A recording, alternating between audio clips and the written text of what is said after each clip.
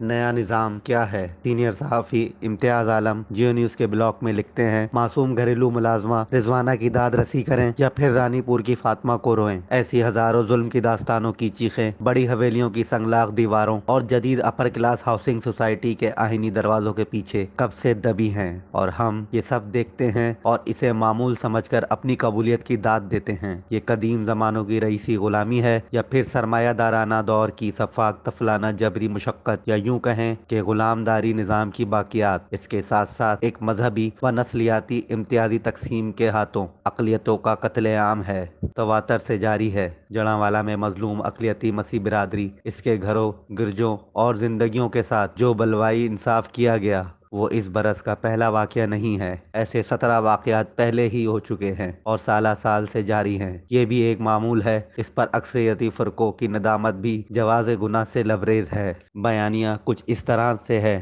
کہ مسلمان قرآن پاک اور خاتم النبیین حضرت محمد مصطفیٰ صلی اللہ علیہ وآلہ وسلم کی نعوذ باللہ کسی طرح کی بے توقیری برداشت نہیں کر سکتے، اور مبینہ ملزموں کو جہنم رسید کیے بنا حمایت اسلامی کے تقاضوں کو پورا نہیں کر سکتے، اور چونکہ توہین رسالت کے کسی بھی ملزم کو ابھی تک سزا نہیں ہو سکی تو وہ قانون کو ہاتھ میں لینے پر مجبور ہیں۔ کچھ اس طرح کا دعویٰ بھارت میں ہندو انتہا پسند فرقہ پرستوں کا مسلمانوں سمیت دیگر مذہبی اقلیتوں کے خلاف ہے، جس کی ہم اپنے گریبان میں جھانکے بغیر مذمت کرتے ہیں۔ مغرب میں قرآن کی بے حرمتی کو تو ہم اسلاموفوبیا سے تعبیر کرتے ہیں اور اس پر احتجاج کرتے ہیں، لیکن جڑاں اور اس سے پہلے گوجرا، شانتی نگر، یوہانہ آباد اور جانے کہاں کہاں سینکڑوں گرجے گرائے اور ہزاروں بائبل جلائی گئیں۔ اس کے پیچھے بہانہ ایک ہی تھا کہ کوئی غیر مسلم کسی طرح کی توہین کا مرتکب ہوا تھا، لیکن آج تک کوئی ایک توہین کا کیس کیوں ثابت نہ ہو سکا، اور اس کے پیچھے اصل محرکات کیا تھے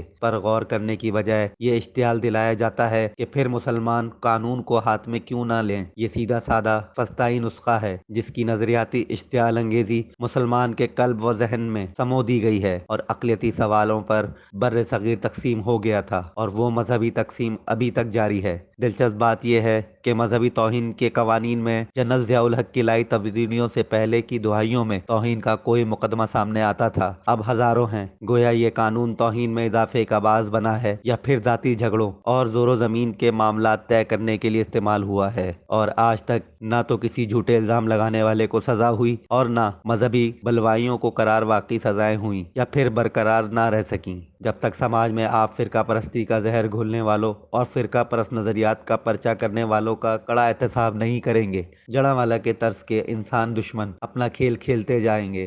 پاکستان کے سابق چیف جسٹس جیلانی صاحب نے اقلیتوں کے معاملات پہ ایک بہت شاندار تاریخی فیصلہ دیا تھا اور اس کے تحت ایک کمیشن بھی قائم کیا گیا تھا، لیکن اس کا سکہ ایک مذہبی ریاست میں نہ چل سکا، خاص طور پر جب مذہبی انتہا پسندی اور دہشت گردی قومی سلامتی کی ایک اہم کڑی بن جائے تو معاشرہ فرقہ وارانہ جہنم تو بنتا ہی ہے۔ چارٹر آف ڈیموکریسی کے زیر اثر قائم ہونے والی دو حکومتوں کے خلاف جس ہائبرڈ نظام اول کا تجربہ قومی ہیرو عمران خان کی صورت میں کیا گیا تھا، وہ ایک صفحہ کی برکت کے باوجود نہ صرف ناکام ہوا بلکہ گلے پڑ گیا۔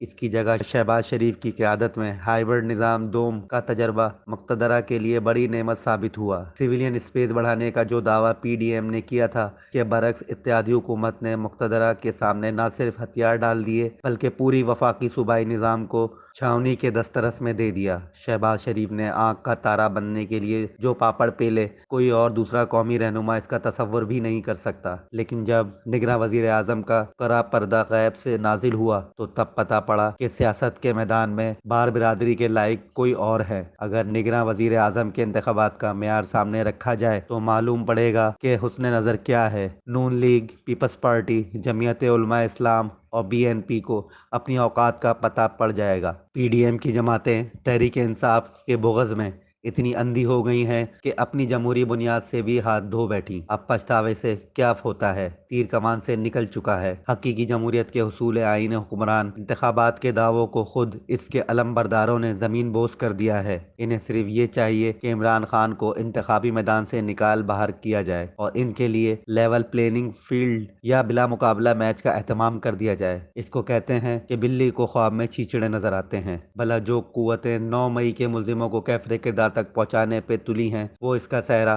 پی ڈی ایم اور پیپلز پارٹی کے سر کیوں باندھنے لگیں؟ نواز شریف چوتھی بار وزیر اعظم بننے سے رہے اور زرداری صاحب فرزند ارجمند کو مسند پہ بٹھاتے بٹھاتے رہ گئے۔ ابھی تو یہ بھی معلوم نہیں پڑا کہ انتخابات کب ہوں گے کہ بھی نہیں۔ نون لیگ کی جو منشا انتخابات کو ملتوی کرنے کے لیے تھی، وہ شہباز حکومت کو تازہ مردم شماری کی منظوری کے بعد الیکشن کمیشن آف پاکستان نے پوری کر دی ہے۔ الیکشن کمیشن جو کام 8 ہفتوں میں کر سکتا تھا، وہ 16 ہفتوں میں کرنے جا رہا ہے۔ بھلے 90 روز میں انتخابات کروانے کا اٹل آئینی تقاضا بھاڑ میں جائے۔ جب تک عمران مخالف جماعتیں پہلے عمران کے احتساب اور پھر انتخابات کی حسرت کا شکار رہیں گی، تب تک انہیں صاف و شفاف انتخابات کے تمنا سے ہاتھ دھونے ہوں گے۔ یہاں جو سب سے اہم سوال ہے وہ یہ ہے کہ افواج پاکستان اقتدار پاکستان میں کتنا حصہ چاہتی ہے؟ کیا اتنا کافی نہیں جتنا شہباز حکومت نے انہیں پلیٹ میں رکھ کر پیش کر دیا ہے، اور وہ بھی وفاق اور اس کی اکائیوں کے ہاتھ پیر کاٹ کر؟ اگر یہ قومی سلامتی کے لیے معاشی سلامتی کی فراہمی کرنے کے لیے کافی ہے، جو تقریباً مملکت خداداد کا اندازاً 70% کے برابر ہے، تو پھر 30% کے سویلین حصے پہ سویلین کو کھل کے کھیلنے پر کیا تحفظات ہیں؟ اگر اس پر بھی اپنا کوئی بلکہ بٹھانا ہے تو آپ کی مرضی۔ جمہوریت کا قتل تو نام نہاد جمہوریت پسندوں کے ہاتھوں کب کا ہو چکا۔ ایسے میں ہم رضوانہ اور فاطمہ کو روئیں اور جڑاں والا میں مسیح بستی کی تباہی پہ خون کے آنسو بہائیں، یا کچھ اور؟